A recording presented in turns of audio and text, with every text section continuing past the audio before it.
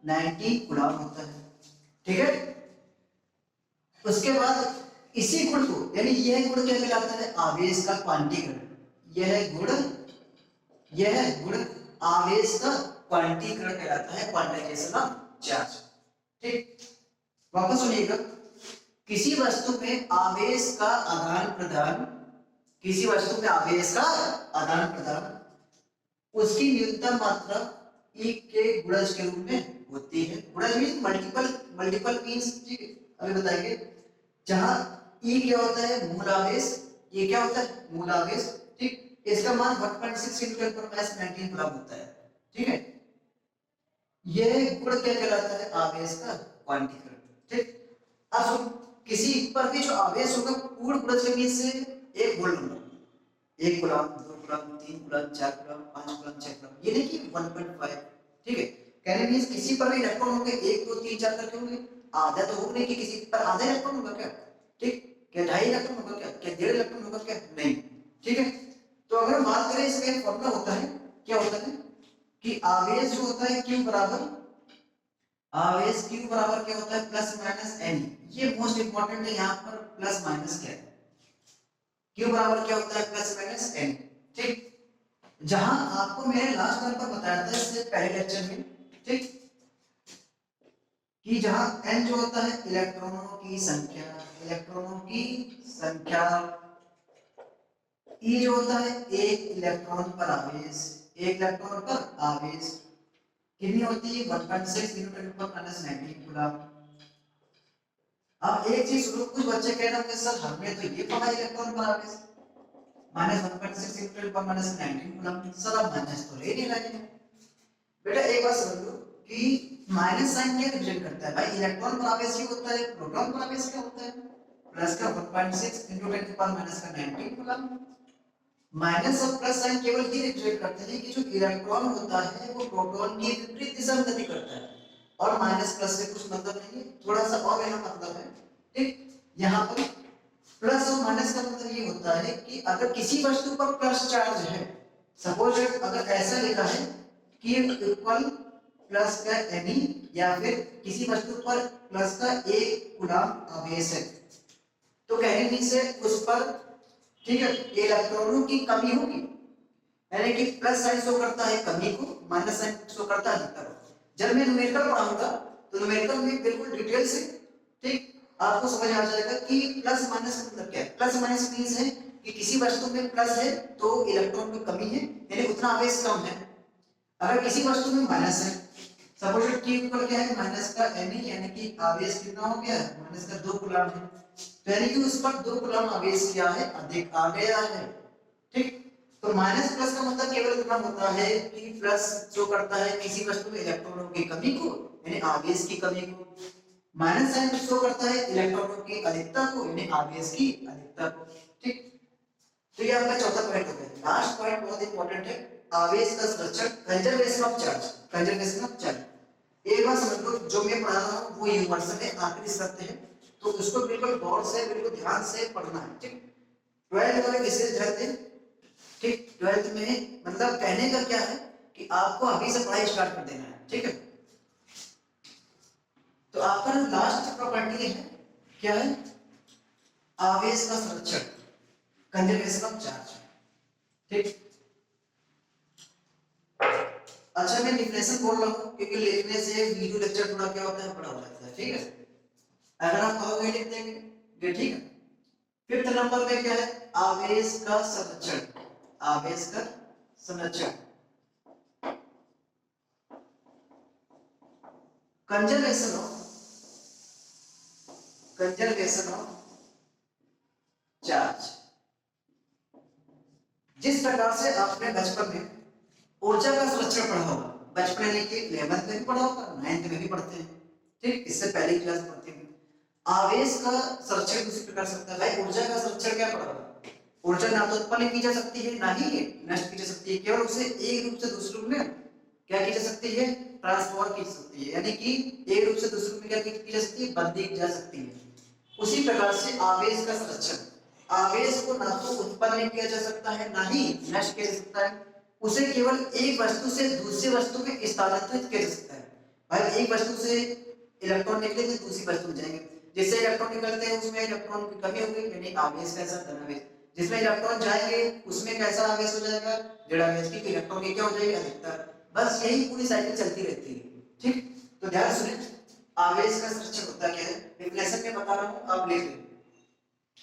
आवेश को ना तो उत्पन्न किया जा सकता है ना ही नष्ट किया जा सकता है, उसे केवल एक वस्तु से दूसरी वस्तु में स्थानांतरित यानी ट्रांसफर किया जा सकता है, इसे कहते हैं आवेश का संरक्षण। उसके बाद एक रिएक्शन लिख देना, रिएक्शन के तौर पे भी समझा दे रहा हूं भाई। जैसे एक यूरेनियम 92 यूरेनियम 230 है, ये इसका परमाणु क्रमांक हो गया, ये परमाणु भार हो गया। न्यूट्रॉनों की बमबारी की गई तो इससे अल्फा कण निकलते हैं, क्या निकलते हैं, अल्फा कण। ये पूरा चैप्टर है अर्ध, ठीक है, रेडियो एक्टिविटी। ठीक, अब इसके बाद बता रहा हूं मैं, बनता क्या है, थोरियम पदार्थ बनता है 90 to 34, और अल्फा कण की बात कर देना तेरे हीलियम परमाणु निकले ना भाई, ये समझ, बहुत मोस्ट इंपॉर्टेंट है ये।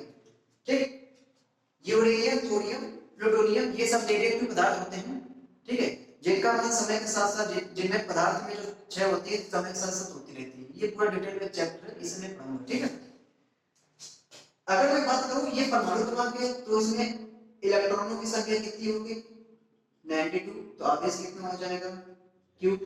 ठीक है भाई, आवेश Q बराबर क्या होता है, N ही होता है ना। ठीक है, तो आवेश की वैल्यू अगर बात करें, N की वैल्यू 92 है, तो आवेश Q की वैल्यू क्या होगी, प्लस का N 92 92 E। भाई कोई चार्ज नहीं, मतलब प्लस है। ठीक, अब इस पर कितना है, ठीक है, अगर मैं बात करूं, ठीक, इस पर n की वैल्यू कितनी है, 90, तो आवेश कितना होगा, n1 मान लो मैं, आवेश q1 की वैल्यू कितनी होगी, 90 e प्लस का कुछ नहीं, चार्ज मतलब प्लस। ठीक है, इस पर n2 की वैल्यू कितनी है, 2, तो q2 की वैल्यू कितनी होगी, प्लस का 2e। ठीक, तो यहां से आपको सीधे सीधे दिख रहा होगा, ठीक, कि पहले जितना आवेश था, पहले इस पर कितना आवेश था, 92 e, उतना भाग में भी है 90 प्लस 2e। देखो q equal q1 plus q2, 90 e plus 2e कितना होगा, 92 होगा ना। तो यहां से हमको सीधे सीधे दिख रहा है आवेश को ना तो उत्पन्न किया जा सकता है ना ही नष्ट किया जा सकता है, केवल एक वस्तु से दूसरी वस्तु में ट्रांसफर कर रहे हैं ना। ठीक है, तो 92 e है ये, और 90 e टोटल 92 ही है, 92 इलेक्ट्रॉन चार्ज। ठीक है, 90 प्लस 2 कितना होगा, 92 हो जाएगा। ठीक, अगर अच्छा एक इंपॉर्टेंट टर्म समझ लो, न्यूमेरिकल में बहुत काम आने वाला है। अगर किसी वस्तु से अल्फा कण निकलते हैं ना, किसी वस्तु से अल्फा कण निकलते हैं ना, यानी कि उससे हीलियम परमाणु निकल रहा है, कितने क्या निकल रहा है, हीलियम परमाणु। एक अल्फा कण निकलेगा यानी कि एक हीलियम परमाणु निकलेगा, और हीलियम परमाणु का परमाणु क्रमांक कितना होता है, 2, तो अल्फा कण का आवेश कितना होगा, 2e हो जाएगा, यानी कि प्रोटॉन के आवेश का दोगुना होता है, प्रोटॉन के आवेश का दोगुना होता है। ठीक, मोस्ट इंपॉर्टेंट टर्म है ये, न्यूमेरिकल में बहुत काम आने वाला है आपके लिए। ठीक है, बहुत ज्यादा ज्यादा। ठीक, तो ये बात होगी आवेशों के गुणधर्म के बारे में, किसके बारे में बात होगी, आवेशों के गुणधर्म के बारे में। अब मैं चर्चा करने जा रहा हूं, ठीक, नेक्स्ट टॉपिक है भाई, हम वैद्युत पढ़ रहे हैं तो उसमें पता नहीं कि किसमें वैद्युत फ्लो होती है, किसमें नहीं फ्लो होती है, किसमें ज्यादा फ्लो होती है, किसमें कम फ्लो होती है, ये सब पढ़ना जरूरी है। तो अगली हेडिंग है, ठीक, चालकता के आधार पर, चालकता के आधार पर वैद्युत पदार्थों का वर्गीकरण। ध्यान से समझते रहना बेटा। ठीक, सेशन आज का बहुत ही इंपॉर्टेंट है और काम आने वाला है आगे। ठीक है, चालकता के आधार पर, चालकता के आधार पर वैद्युत पदार्थों का वर्गीकरण, वैद्युत पदार्थों का वर्गीकरण। ठीक है, अगर मैं बात करूं, किसकी बात करूं, देखो classification of electric substance, substances based on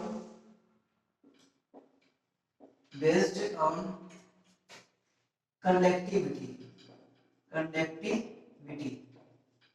ठीक, चालकता के आधार पर वैद्युत पदार्थों का वर्गीकरण में पहली चीज ये सुनो, ठीक। पहला क्या होता है, चालक या सुचालक पदार्थ। सुचालक पदार्थ,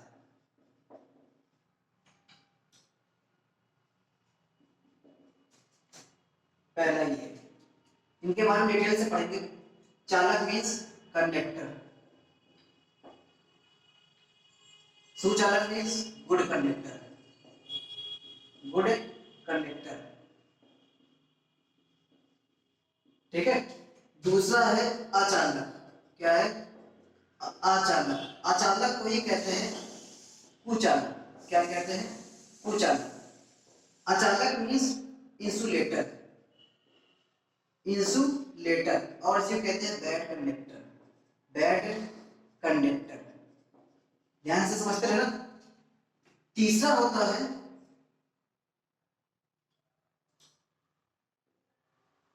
परावैद्युत पदार्थ। क्या होता है, परावैद्युत पदार्थ, डाइइलेक्ट्रिक सब्सटेंस। ये थोड़ा नया होगा, ये बताता हूं इसके बारे में। Dielectric substance, dielectric substance.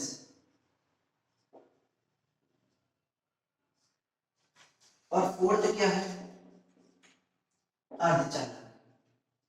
नाम तो सुना ही होगा आपने, अर्धचालक, सेमीकंडक्टर, सेमीकंडक्टर।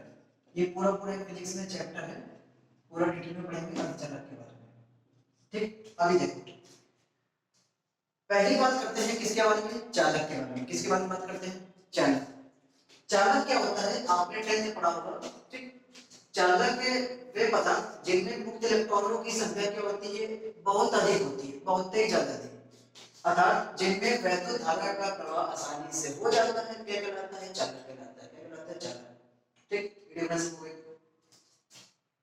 एग्जांपल में क्या आ जाएगा, एग्जांपल में सारी धातुएं, जितनी भी धातुएं होंगी ना, सारी धातुएं, जैसे सोना, ठीक है, चांदी, आयरन, कॉपर, जिंक आदि, ठीक है। सभी धातुएं मानव शरीर, ह्यूमन बॉडी, मानव शरीर, ह्यूमन बॉडी, पृथ्वी, क्या होता है, पृथ्वी, ठीक है, गीली लकड़ी, गीली लकड़ी, इलेक्ट्रोलाइट, ठीक। इलेक्ट्रोलाइट मींस वैद्युत अपघट्ट, कॉमन वाटर यानी जल, ये सब क्या होते हैं, चालक होते हैं। क्या होते हैं, चालक। इनमें वैद्युत धारा का प्रवाह आसानी से होता है, इनमें वैद्युत धारा का प्रवाह आसानी से होता है, ठीक। अगर अगला बात करते हैं अचालक, इसी को कहते हैं कुचालक, इंसुलेटर और बैड कंडक्टर कहते हैं। बैड मींस भाई कंडक्टर है नहीं, तो भैया बैड कंडक्टर कहेंगे। कहने मींस अचालक मींस क्या होता है, ऐसे पदार्थ जिसमें वैद्युत धारा का प्रवाह बिल्कुल ही नहीं होता है, वैद्युत धारा का प्रवाह बिल्कुल ही नहीं होता है, उसे क्या कहते हैं, अचालक या कुचालक कहते हैं, ठीक। यानी कि जिनमें मुक्त इलेक्ट्रॉनों की संख्या, मुक्त इलेक्ट्रॉनों की संख्या क्या होती है, शून्य होती है, ना के बराबर होती है, ठीक है। अचालक में एग्जांपल क्या है,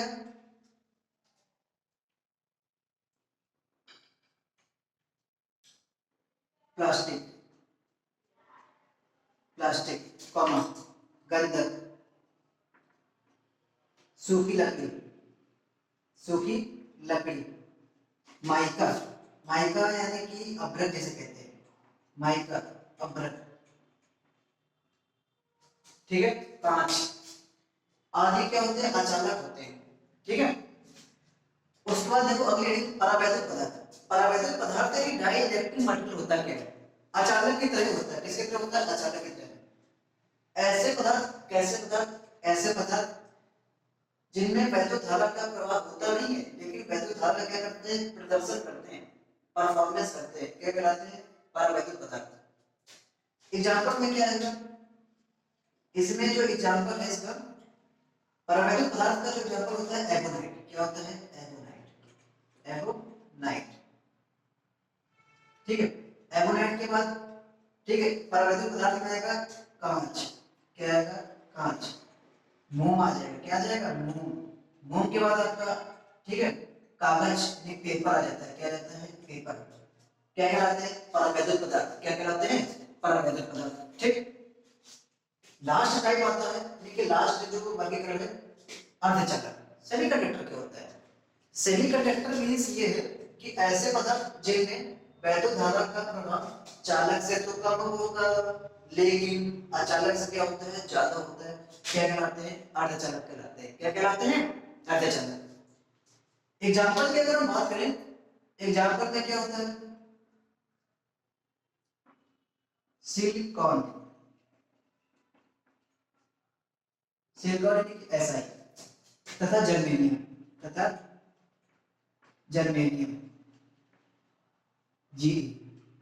ये मोस्ट इंपॉर्टेंट क्या है? अर्धचालक है। इनके बारे में पूरा डिटेल से फिजिक्स सेकंड में, ठीक है, लास्ट में चैप्टर है, इसके बारे में पूरा डिटेल से पढ़ेंगे। ठीक, तो ये बात हो गई क्लासिफिकेशन ऑफ, ठीक है, सब्सटेंस बेस्ड ऑन इलेक्ट्रिक, ठीक, कंडक्टिविटी, यानी चालकता के आधार पर पदार्थ कितने प्रकार के होते हैं। क्यों भाई? हमें अगर इलेक्ट्रिसिटी फ्लो करनी है तो पदार्थ तो पता होने चाहिए कि किसमें करंट फ्लो होगी, किसमें करंट नहीं फ्लो होगी, ठीक है, ये तो पता होना चाहिए। ये बात हो गई। अगले यही आती है वैद्युत बल। वैद्युत बल, अब जो टर्म चल रहा है बहुत ज्यादा इंपॉर्टेंट चल रहा है। वैद्युत बल के बाद हम लोग पढ़ेंगे कूलम्ब नियम। आज के सेशन में वैद्युत बल पढ़ा रहा हूं, ठीक, अगले सेशन में क्या रहेगा? बहुत ज्यादा इंपॉर्टेंट रहेगा कूलम्ब नियम। ठीक, तो ध्यान से समझे।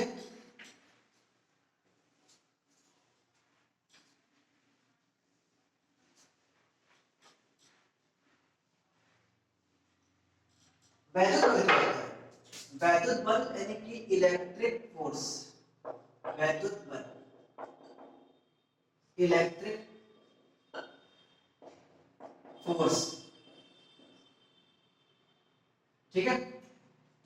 वैद्युत बल ध्यान समझना, दो आवेशित वस्तुओं के बीच, दो आवेशित वस्तुओं के बीच लगने वाले बल को क्या कहते हैं? वैद्युत बल कहते हैं। क्या कहते हैं? वैद्युत बल कहते हैं। वापस से डिफरेंशियल लिखिए, दो आवेशित वस्तुओं के बीच लगने वाले बल को क्या कहते हैं? वैद्युत बल कहते हैं। ठीक, उसके बाद अगर बात करें प्रकार, वैद्युत बल के प्रकार, वैद्युत बल के प्रकार यानी कि types of electric force, types of electric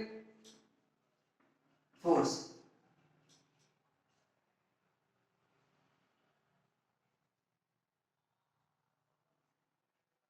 ध्यान सुनिए, वैद्युत बल दो प्रकार के होते हैं। कितने प्रकार के होते हैं? दो प्रकार के। लिख लीजिएगा, वैद्युत बल दो प्रकार के होते हैं। पहला प्रतिकर्षण बल, यानी वैद्युत प्रतिकर्षण बल, वैद्युत प्रतिकर्षण बल। दूसरा वैद्युत आकर्षण बल। वैद्युत प्रतिकर्षण बल को कहते हैं इलेक्ट्रिक प्रतिकर्षण means repulsion, repulsion force.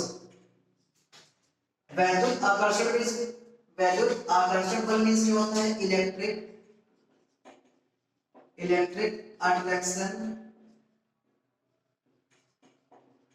Force, electric attraction force. दो प्रकार के होते हैं। इनके बारे में अगर पढ़े, वैद्युत प्रतिकर्षण बल क्या होता है? वैद्युत प्रतिकर्षण बल मींस दो समान आवेशित वस्तुओं, अगर दो समान आवेशित वस्तु हैं जैसे प्लस प्लस या माइनस माइनस, इनके बीच लगने वाला जो बल होता है क्या कहलाएगा? वैद्युत प्रतिकर्षण बल। ठीक, समझ गए ना? दो समान आवेशित वस्तुओं यानी प्लस प्लस या फिर माइनस माइनस के बीच लगने वाला बल क्या कहलाता है? वैद्युत प्रतिकर्षण बल। सेकेंड इज वैद्युत आकर्षण बल। वैद्युत आकर्षण बल क्या होता है? दो विपरीत प्रकृति की, यानी दो विपरीत प्रकृति की वस्तुओं, यानी दो विपरीत आवेशित वस्तुओं के मध्य लगने वाला वैद्युत बल क्या कहलाता है? वैद्युत आकर्षण बल। सपोज एक ऑब्जेक्ट है, उस पर प्लस चार्ज है और दूसरी ऑब्जेक्ट उस पर माइनस चार्ज है, माइनस चार्ज है, या फिर एक पर माइनस है दूसरे पर क्या है? प्लस है। तो इनके मध्य जो बल लगेगा कैसा होगा? Attraction force, electric attraction force, वैद्युत आकर्षण बल। ठीक है, तो आज हम लोगों ने देखा क्या है? पहला चीज आवेशों के गुणधर्म, आवेशों के गुणधर्म। क्या होता है पूरा डिटेल में पढ़ा, मोस्ट इंपॉर्टेंट है। ठीक, उसके बाद